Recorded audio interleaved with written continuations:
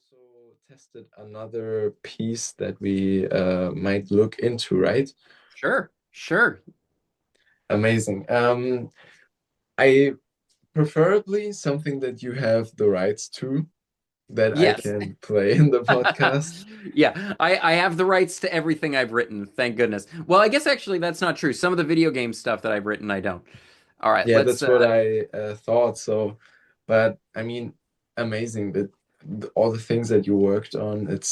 As you said, really, you're blessed with that, and I really liked it for you that you had the opportunity to work on such great jobs. Oh, well, thank you so much. And I think it's very important to say that that in being a composer, even working just in the creative industry at all. I mean, I guess this is true of all of life, but let me just talk about the things that I know about right now or know more about. Um, which is there is an element of luck to everything. And Yeah, and the reality is that I am pretty good, but I wasn't this good when I very first got started. Um, and that's when I got the opportunity to work with Stephen Barton, and uh, and that was a major part of my career. And he heard something in my music that he really liked, and I mean, I listened back to that music that I sent him, and for the life of me, I have no idea what that was. But he heard something that he liked. And so it's like, oh, great, that's awesome. And then over the last couple of years, my skill in arranging and orchestrating has grown, and I've put an immense amount of effort into into growing those things on my own. So it's definitely not just I want people listening to hear a balance here because what I'm not saying is I've just gotten lucky and my career has only happened because of luck and I'm only as good as I am because I got to work for Steven. Um, no. About 80% of the things that I know and about 80% of my skill and talent, at least, if not more, comes from my own personal hard work and super dedication. That being said, if you take all the talent and skill that I have and pair that with bad luck, then I would have done nothing. and yeah, so so I think it's important to be grateful for those good things that have happened and not take too much credit for them and say, "Hey, look, I've worked really hard I'm trying to be so good at this that it's undeniable." Also, at the same time, uh, a year of bad luck could totally floor me, and I'll just be working at McDonald's for the rest of my life. Uh, and, and so, like, that's the thing is that I hope that there's kind of a humility there, a humility to say two things. One, I am good, and I'm gonna keep working, and I'm gonna keep honing my craft. Two, not everything that I've ever done is because I'm amazing. yeah. A lot of it has been good things that have happened to me. And so That I think saying both of those things are in a weird way humility, if that makes any sense at all. Yeah, I get it. And also just the fact that you were born in this specific country, for me, be born in Germany Yeah, to have the family that I have. I mean, I have a roof above my head. I have absolutely. food. I have good education. This all is pure luck that I'm here Absolutely. right now. Absolutely. And so yeah, and that luck doesn't discount whether or not you work hard or Yeah, something like that. But at the same time, like I have to be able to admit that like if I was born in certain parts of the world, I could have worked equally hard at music and I would have never composed for Apex Legends.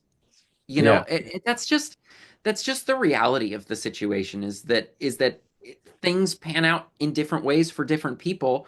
And so I think that's one of the things that makes me really excited and passionate about finding talent in the industry that otherwise maybe wouldn't get a chance. I'm really interested in um, I'm really interested in hiring other composers.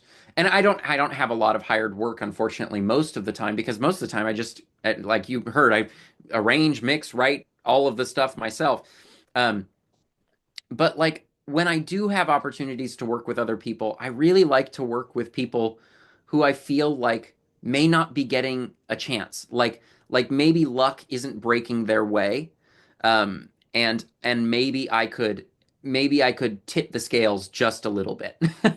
And Yeah, so I don't always get that opportunity, but if I can, sometimes I find a lot of pleasure in that, in finding people who may not otherwise get great opportunities, and helping and training and teaching. One of the reasons that I love doing like interviews like this, and I like being open about the production stuff that I'm using, and like all of this, is I think a lot of people they're very zoned off, they're very like, ooh, my information, and I think for me, I like, you getting good at this is not going to make me not good at this. You yeah, know what I mean? Like there's no amount of good that you can get at this that is going to suddenly make me crappy. yeah. Like, so I can be free with that information, because what makes me special is how much gosh darn work I've put into this. And it's been a lot of gosh darn work. I believe that.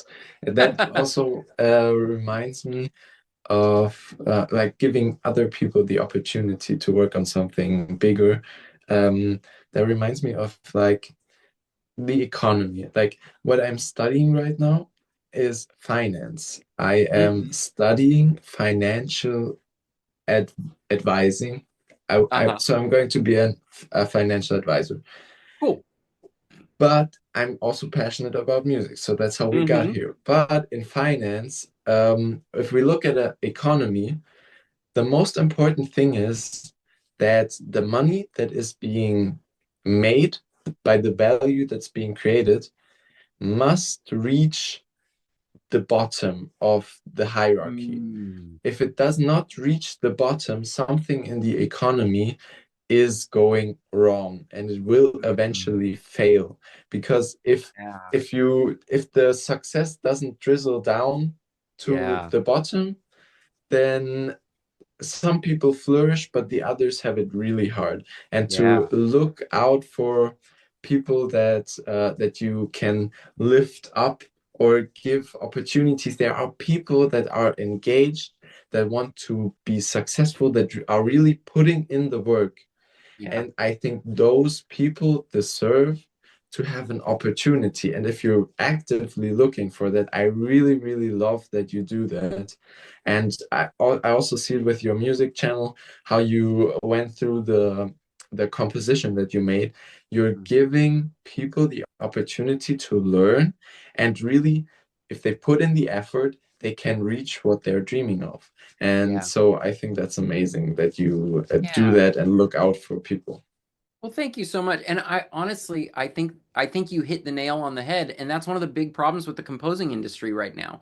And I may ask you to delete this afterwards, but I'll talk about it for a moment. Like Yeah. there's a studio in okay, you know what? I won't talk about it, but anybody who's in the industry will know who I'm talking about when I say this.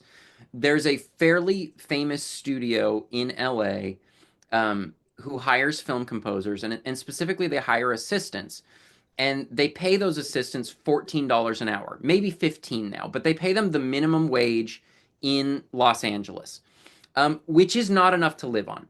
And so, um, functionally, let's give them the benefit of the doubt for a second, with this. Functionally, it seems like maybe what they're trying, no, not functionally, sorry. It seems like maybe what they're trying to do is like, oh yeah, you're going to grind for a few years and you're going to learn your stuff, and then you are going to and then you're going to come up in the industry, and then you will have worked hard and you will have learned the things you need to learn, and then you will succeed, or you won't, and if you don't succeed, it's because you're not working hard enough. And so, okay, I can see that maybe there's this kind of thought process behind that, right? that people should work hard, and I don't disagree with people should work hard. Um, but functionally, what happens is at this particular studio in LA, and there's a lot of people working there, because the pay is $14 an hour or $15 an hour.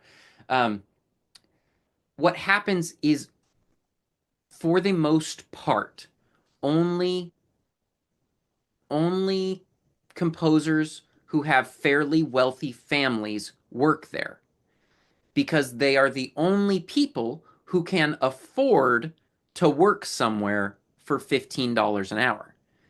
And in a lot of those cases, those people have debt from school. Maybe Berkeley, which is $40 to $60,000 a year for 4 years. What?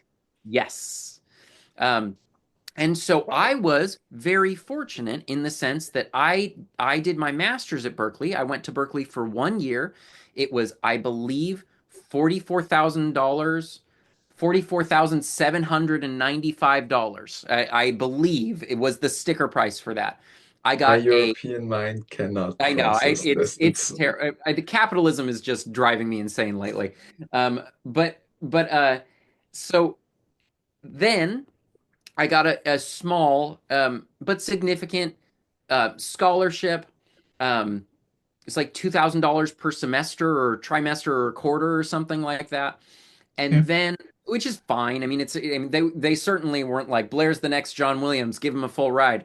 Um, but I'll show them. but but so, and then my dad paid for it. My mom and my dad paid for it, and they paid for me to be in Spain for a year. Mm. That is so fortunate. And the reality is that I could, if I wanted to, I could afford, in a weird way, to take that job in Santa Monica, that assistant job. Um, but, but, I I don't like what it's standing for, which is that ultimately the only people who can work this job are the people who can afford to work this job. Yeah. Um, And so, where we're cutting off an entire subsection or a group of people who otherwise are going to make phenomenal music. They're going to make incredible, great, passionate, fantastic music. But they don't have a rich mommy and daddy, so they can't work with you. And Yeah. so, like, I mean that, and I come from a place obviously where my parents at least had some money, enough money to send me to a very expensive school for a year, um, and uh, and and still it doesn't sit right with me. I want to see anybody get the chance to succeed at this, and I think that it's possible. And not only do I think that it's possible, I think that that when you have a diverse group of people succeeding in something, the thing gets healthier. Yeah. Is you get different styles, you get different approaches, and right now in the industry, you kind of have the people with the John Williams approach, and you have the people with the Hans Zimmer approach. And I want to see, even though I'm kind of like a hybrid John Williams, Hans Zimmer approach kind of guy, I pick and choose whatever I like. Um, the reality is that I want to see people with different approaches succeeding. I Yeah. want to see people who who just do things in totally different and weird and wild ways, and I want to see them succeed at that. And the reality is that unless you invest in those people, they will never succeed. And or let's just say it like this, because I You think have a people get harder hung up on time. this, is it's not impossible. It is not impossible, but I don't want to stack the cards against them. Yeah. I want to stack the cards at least slightly in their favor, and really I want to help raise voices up that are um, not as loud in the industry, or maybe don't have as much pull because they don't have a rich mom and dad. You know, um, Yeah. and so that's one of the things that I'm very passionate about. I mean, I try to talk about music and be mostly passionate about music as much as I can be. But as far as when you talk about the things that I'm really passionate about in my career, and just socially, um, I I want to get to a place where I'm as successful as like a John Powell, a Hans Zimmer, a blah blah blah, one of these people, John Debney, like uh, some of these A-list composers out there, and I want to use that power um, to make sure that in 100 years the film industry and the composing industry is better because I was a part of it and not worse, you know? Yeah, that's So yeah, there's my spiel. Like you got you asked for an interview, but you got a sermon instead. So enjoy that's it. perfect. It's perfect. I love it. The essence of the question that I wanted to ask is, how would you approach learning more about composing and becoming better at creating music if you had to do it all over again? Oh, good question. I so my wife and I she's a really good writer. She writes novels, screenplays, and honestly, she's just really good. I would be incredibly surprised if at some point in this life, you don't see her name on a bestseller list at some point. Um, and uh, and so we talk a lot about story at our house. We talk so much about narrative. Um, and we watch so many movies and TV shows. We're just binging Succession right now, which we're really enjoying. Um, and uh, so we were listening to a podcast with Jordan Peele, who wrote Get Out, which we referenced earlier, and he said something which I thought was really really poignant, which is as a writer you have to follow the fun. Uh, Mhm. and so for me, I like to think of composing as a type of writer. I mean, nobody really disagrees with that. But in the way that I'm thinking of it, as I'm almost thinking of it in terms of narrative. I'm thinking of it in terms of, and which is one of the reasons why I've designed my studio in this way. Like I want my studio to feel a little bit more like a place that a writer might be, rather than a place that a composer might be, or a mixing engineer, or somebody like that. Because I want to think of it in terms of like how creativity sparks. And so I think the best advice that I have for basically anybody who's learning at the moment is follow the fun. Follow those things that you are so passionate and excited about, where 10 hours can go by and you're like, holy crap, was that my entire day? Like, and honest, I think what people want to say is like, oh yeah, spend 15 minutes a day composing, spend an hour a day composing. And I don't disagree with that. John Williams does that. And that's great. I mean, he says he writes, a page of music every day, 6.5 days a week. I don't know what that meant, but that's what he says. And maybe he does a half page on Sundays. I don't know. Um, and he says most of the time he just ends up throwing it in the trash. And I love that. And like I've said in this conversation, there's hard work involved. And so I'm not discounting that there's hard work involved. But I think the reality, at least for me, is that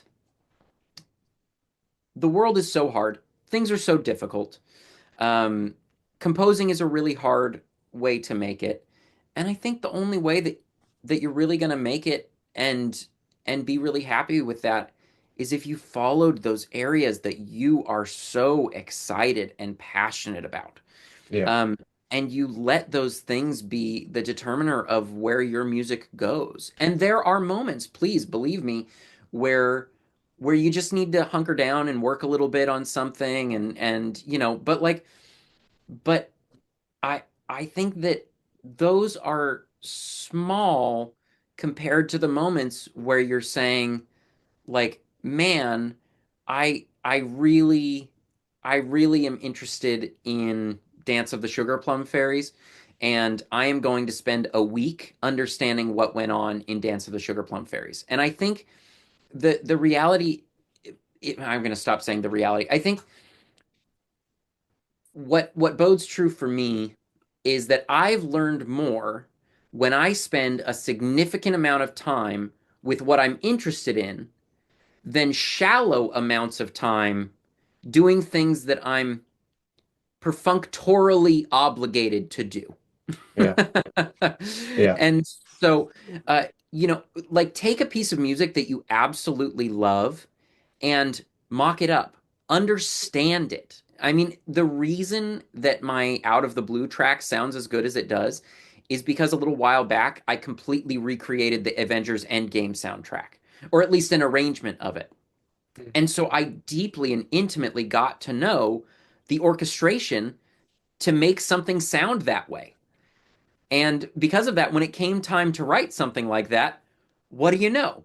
I was able to do it. And Did you did you create the mock-up by ear or did you have I the sheet? created it by ear, but I honestly don't Wow. even think that as important because there have been mock-ups that I create by the score. Like I've got a mock-up of Leaving Hogwarts. It doesn't sound very good because I did it like 5 years ago when I was getting started with it.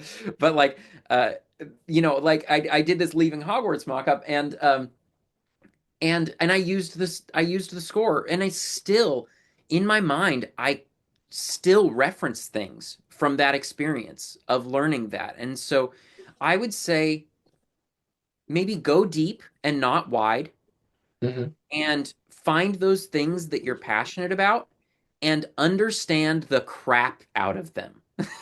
Like Yeah. just get to know them on the very inside of what they are. And I would venture to say that a composer who spent 15 minutes a day um, with Ravel, Stravinsky, Bach, Mozart, John Williams, Eric Korngold is going to actually end up in the future knowing less than somebody who takes one piece of music for 10 hours and goes and like Deep learn dives. like just understands what's going on. I mean, the blueprints for orchestration and writing can be found in one piece of music. And I mean, obviously, it's got to be written by a master, like a John Williams or an Eric Korngold or a Bach or blah blah blah. All of these people, um, but the secrets can be found in singular pieces of music. Yeah. Uh, you can find these answers um, in one place. Now there are different answers to be found in different places, but I'm assuming that once you learn everything that you can about the last 5 minutes of ET, that's not just where you're going to stop. Then you're going to get interested about something else, and and so on and so forth. And so yeah, follow that fun, follow that interest, deep dive into things. Don't do things perfunctorily. Don't do things out of obligation, do them out of love and creation and passion.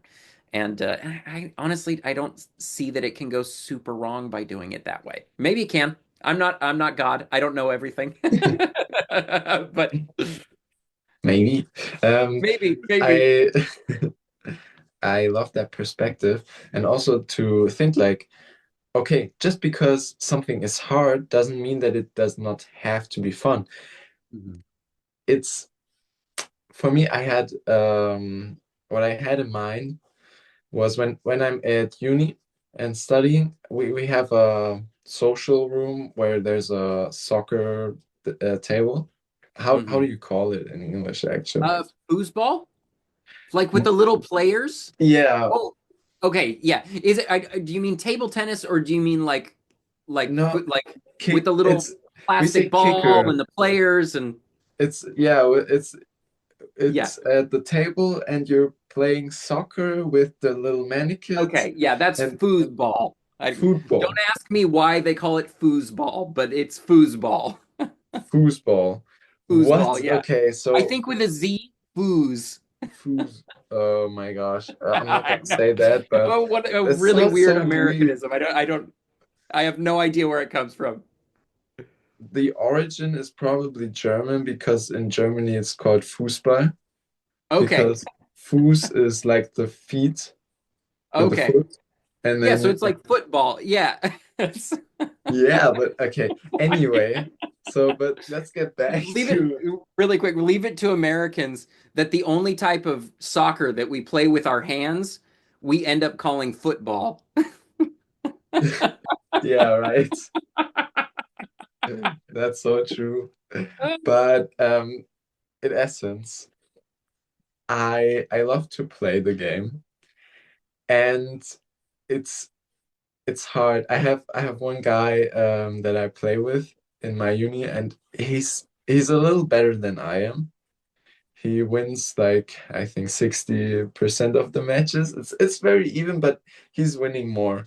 And Uh-huh. it's tough to beat him, but Yep. it's fun. And so Yes.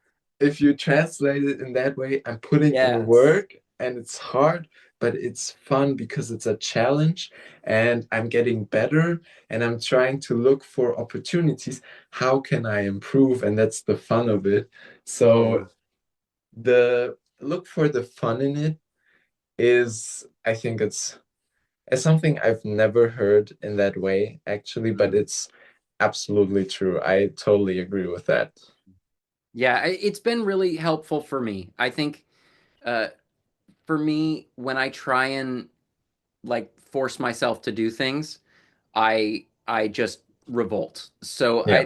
the successful things for me have been like, well, what am I interested in? Like okay, I don't want to work in front of a spaceship.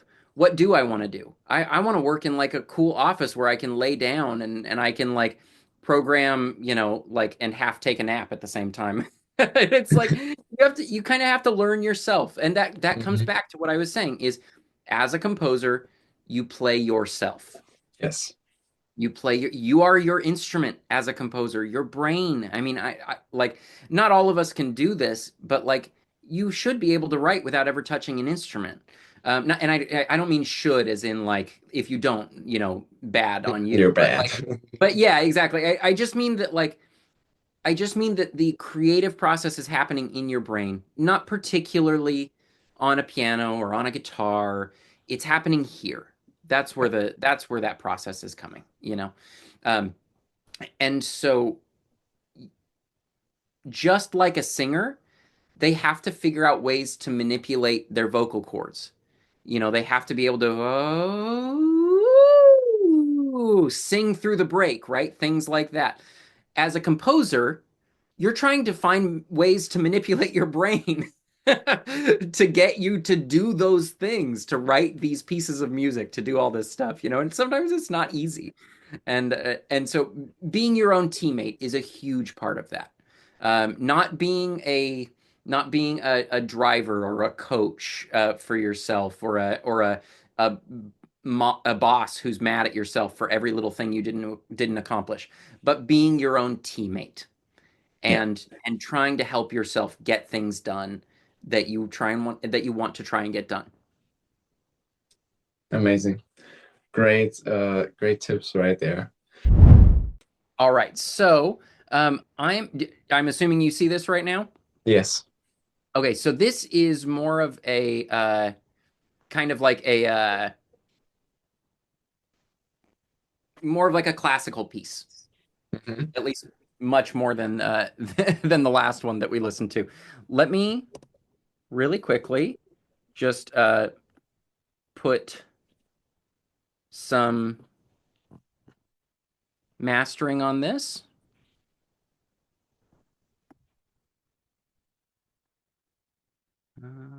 That should be fine. Oh, you know what? I'll do this. This will add a little more volume. Is This will be less sorry. quiet. Is the movie in the left Yes, the the movie's up scene here. that you're writing for? Yeah. Okay, I get it. All right. So I'm just gonna play like 30 seconds or so. Yeah. So the reference for this project was it was Harry Potter meets Ghostbusters. That's what the Okay. music is supposed to sound like. All right.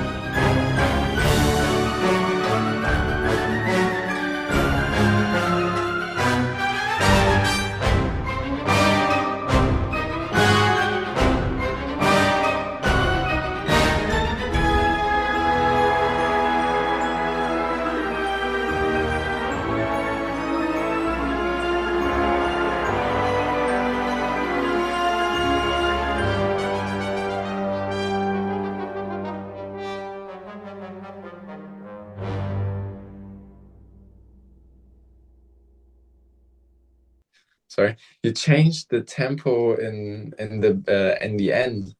Oh, I'm changing the tempo all over the place in here.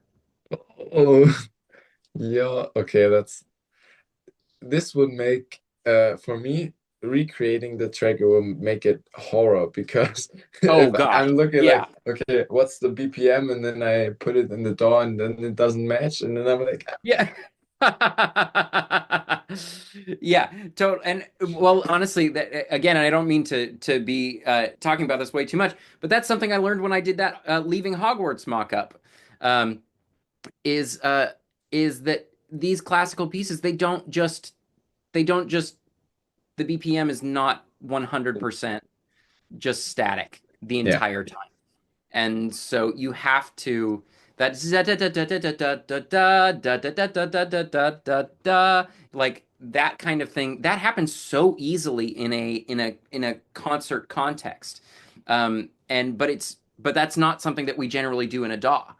And yeah, so you have to kind of find ways of breaking free of being in a DAW, right? So you yeah, have to I mean, at least if you're writing this style of music. yeah, most definitely. What I also really got to know from Philip Klein, who made music for Netflix, The Madness and Wish Dragon, Mhm. is like when he writes something, I think he composes the like depending, okay, what's his task. Sometimes you have I'm not quite familiar, but 4/4 Hmm. with the rhythm, and sometimes it changes mid-track to 5/4, Oh yeah, or absolutely. it it's I don't do that a ton in different. this track, but you can see that I still even do have that. Having, going from a bar of 2/4 to a bar of 4/4. And so, yeah, doing those little half measures, doing a bar of 5/4 to a bar of 4, like all of those things. Those are things I'm using all the time. Yeah, that's really important to change it up in the Absolutely. end. Yeah. Okay, so this track, a Hogwarts meets Ghostbusters theme, basically. Yeah, Harry Potter meets Ghostbusters. Yeah. Yeah. How did you get the idea to create this? What really it just came from the movie, right?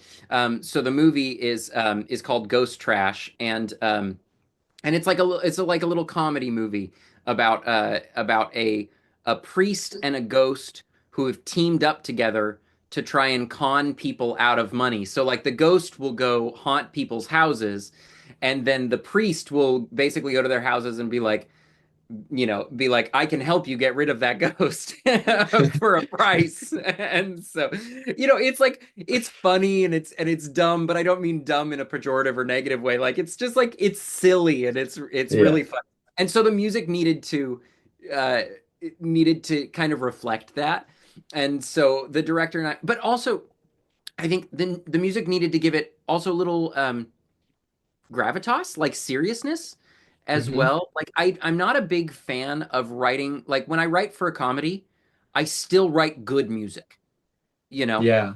And it there's this balance between the subject matter of the music that you're writing needs to feel silly while the music needs to feel pristine and well written. Mm. And so there was kind of that thing the okay, so for example, the way that this brass goes in this last section. This should be it.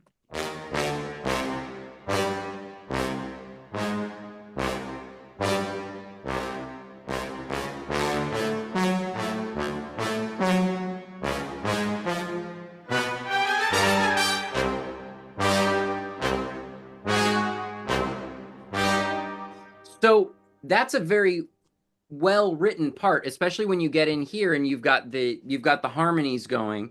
Again, I'm paying attention to the harmonic series, but a a tuba doing ones and fives is silly.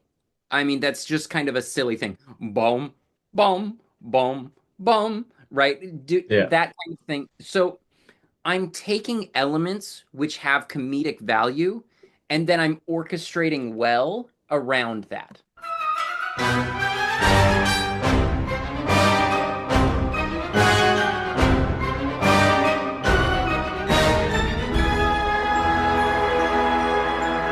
So it's like the music sounds good, right? The music sounds, it sounds, I don't want to say nice, but it sounds very well orchestrated. But like the the character is there, you Mm. know? So like Yeah. I'm not writing bad music for a comedy. I'm writing good music for a comedy, and that music has some elements of that some people can find to be funny, if that Yeah. makes sense. It reflects the emotion kind of, or that's invoking, but it's still serious and adds to the film.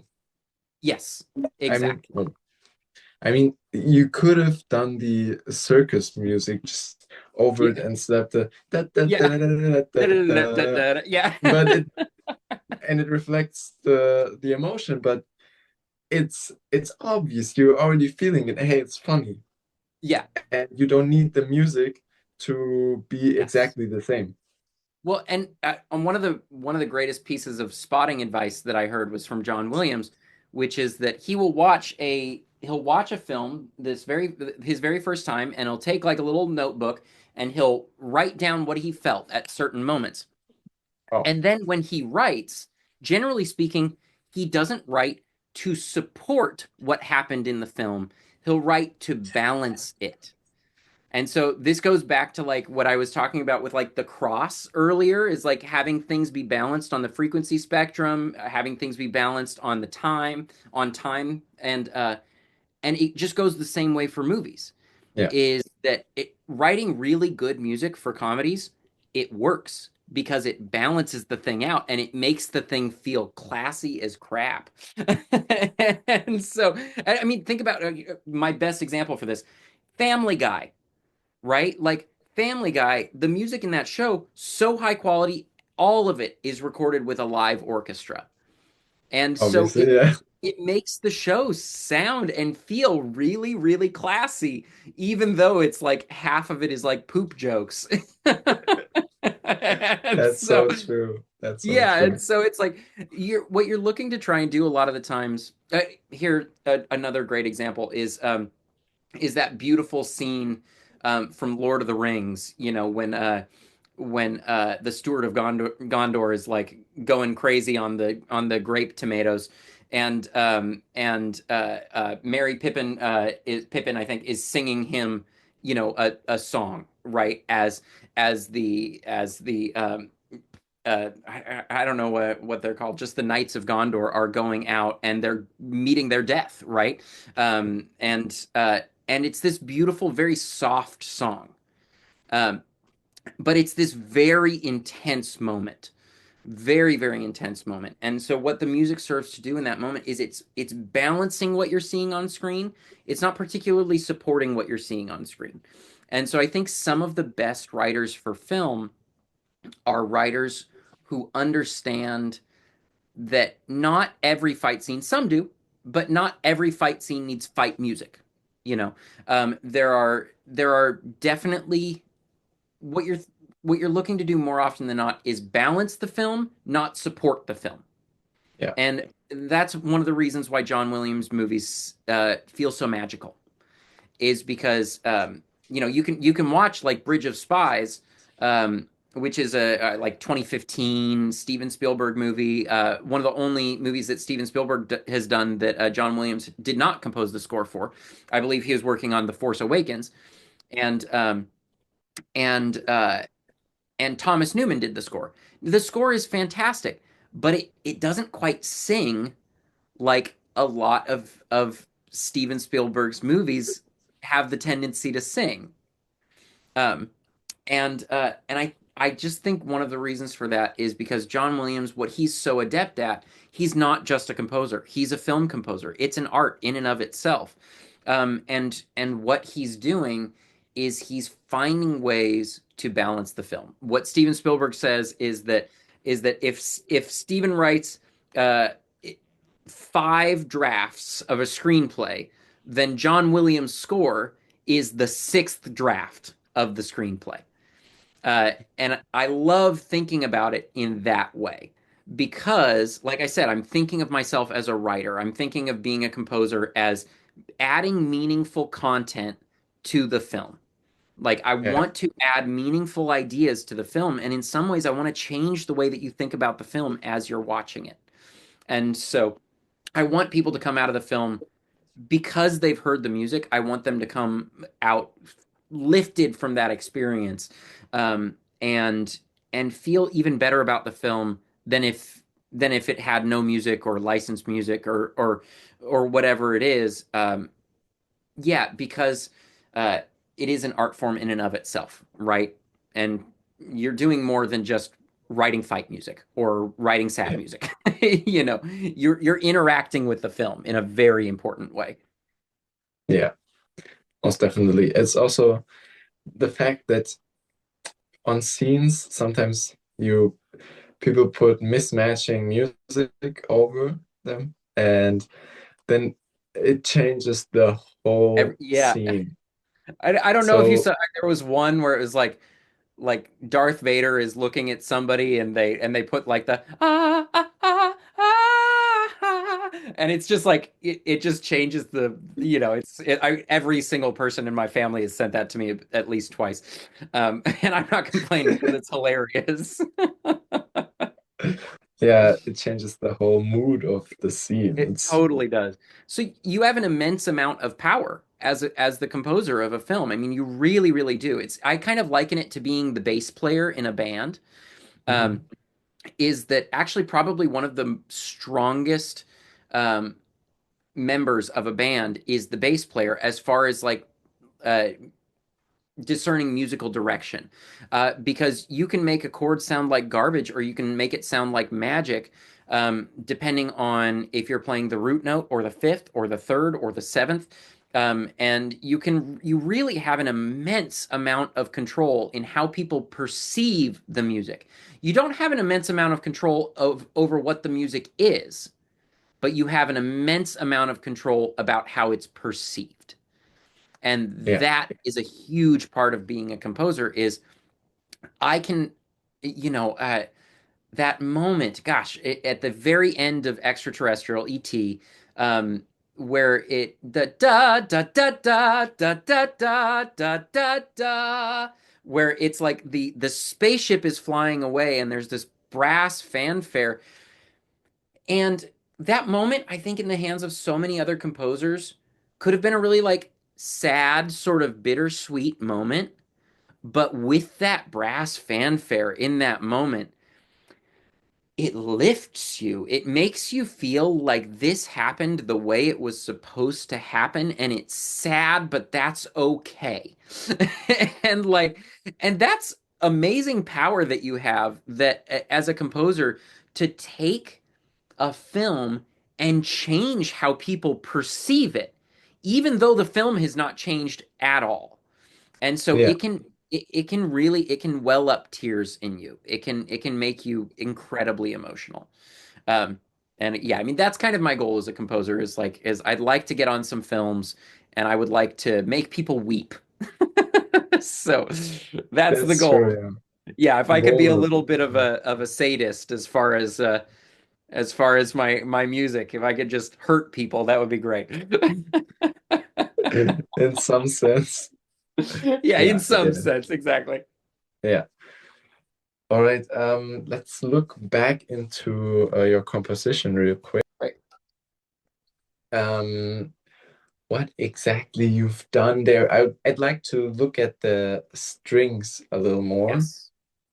to really Go. see how you sketch them up. And also, I had like I have a friend who's more on the business side, like doing Uh-huh. great business. But he's also passionate about music.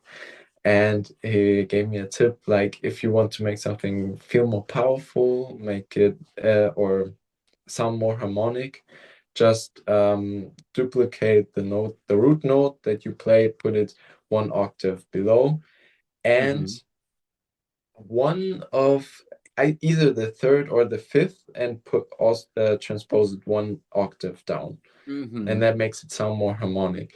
And maybe since you're very much into this into composition, is there anything that you would recommend like this, such simple, um, basically Yeah. shortcuts, or are you saying, are you more on the side, hey, for each octave basically that you're using, use different instruments, or yeah. What I would say here, is this on? Good. Okay. All right. Can you see this keyboard? I know it's not huge or anything. Um,